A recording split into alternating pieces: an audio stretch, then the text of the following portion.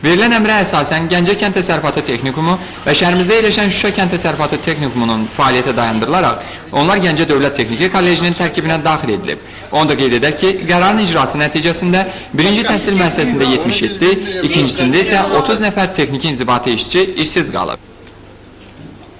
Texnikumun nəyə görə bağlanması bizdə şübhə altına alıbdır. İndi eşidirik ki, Texnikumun binasını bağlayıb verirlər müəllimlər institutuna filialına. Nəyə görə? Müəllimlər institutuna filialı 4 yerdə filialı var. 110 nəfəri çölə atmaq düzdür. Bu dəqiqə insanı öldürmək üçün nə erməni lazımdır, nə də silah lazımdır. Bu dəqiqə insanı öldürmək üçün işdən çıxartmaq lazımdır. Bu insanların övladları ali məktəbi qutarıb hamısı öydədir. Bundan yuxarı təşkilat yaxşı məlumatı var. Biz uşaqlarımız heç arada yerbəyer elə bilməmişik. Bizi çölə töhməklə. Bunların fikri nədir?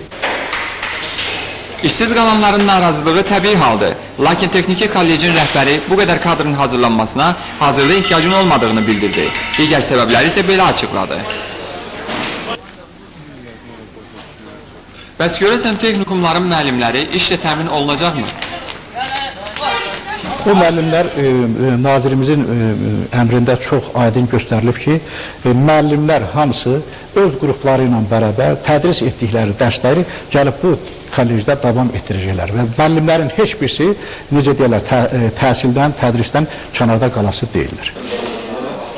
Xatırladaq ki, 9 illik təhsil bazasından texnikumlara qəbul sentyabrın 15-də sona çatıb.